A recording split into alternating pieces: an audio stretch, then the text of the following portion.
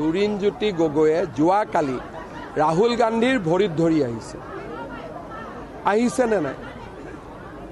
অসম চুক্তি অসম আন্দোলনৰ ফলশ্ৰুতি 855 জন শ্বহীদক কোনে গুলিয়াই হত্যা কৰিছিল?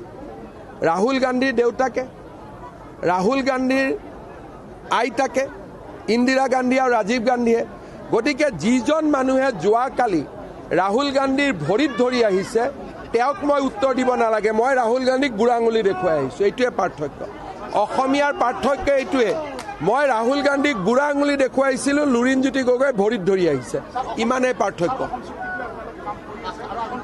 আমিতো অসম চুক্তিৰ ওপৰত গৈ আছোঁ। অসম চুক্তিয়ে যি কৈছিলে তাতকৈতো আমি বহুতখিনি আগুৱাই গৈ আছোঁ। আজি যদি আমি এনেকৈ নাথাকিলোহেঁতেন, আজি আমাৰ জাতিটোৰ কি অৱস্থা হ'লহেঁতেন? চাকৰি বাকৰি পুলিচ চবটো লৈ লৈছিলে, গোটেই ঘূৰাই কোনে আনিলে?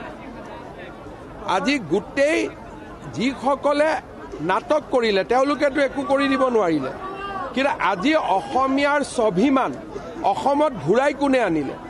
ইমান দিনে অসমীয়াক তেওঁলোকে দৌৰাই আছিলে, এই জেগাৰ পৰা সেই জেগাত, সেই জেগাৰ পৰা সেই জেগাত, ধুবুৰীৰ পৰা মানকাছাৰ, মানকাছাৰৰ পৰা গৌৰীপুৰ, গৌৰীপুৰৰ পৰা বৰপেটা। এতিয়া মই ওলোটাই আৰম্ভ কৰি দিছোঁ না। গতিকে কোনে কৰি আছে? অসম চুক্তিটো মাইল দূৰত আমি গৈছোঁ। কংগ্ৰেছত নাই থকা বুলি কোনে কৈছে? কিন্তু মই কংগ্ৰেছত থাকোঁতে আমি বদৰুদ্দিনৰ লগত কাজিয়া কৰিছিলোঁ। মই কংগ্ৰেছত থাকোঁতে ৰাহুলক বুঢ়া আঙুলি দেখুৱাইছিলোঁ। মই কংগ্ৰেছত ৰজাৰ দৰে আছিলোঁ, মই এনেকৈ ভৰি চুই থকা নাছিলোঁ নহয়। মই কংগ্ৰেছত দমত আছিলোঁ, যেতিয়া আছিলোঁ কংগ্ৰেছত থাকোঁতেতো মই দমত আছিলোঁ। কেতিয়াবা তলত থকা দেখিছিল নেকি মোক? মইতো দমত আছিলোঁ। গতিকে কোনোবাই যদি যি দলতে নাথাকক কিয় দমত থাকিব লাগিব না। কংগ্ৰেছত থাকোঁতেওতো মই অসমীয়া মানুহৰ কাম কৰি আছিলোঁ। গতিকে মই কংগ্ৰেছত নাই বুলিতো কোৱা নাই। ময়ে এজন পলিটিচিয়ান যোনে কংগ্ৰেছত থকা দিনৰ টুইট মই এটাও মুচি দিয়া নাই। নহ'লে মানুহে বিজেপিত জইন কৰাৰ আগতে চব পুৰণাবিলাক মচি দিয়ে। এতিয়া মইতো মোৰ অতীতটোক অস্বীকাৰ কৰা নাই, কিন্তু লগতে কৈছোঁ যে অতীতটো বহু পৰিমাণে ভুল আছিল।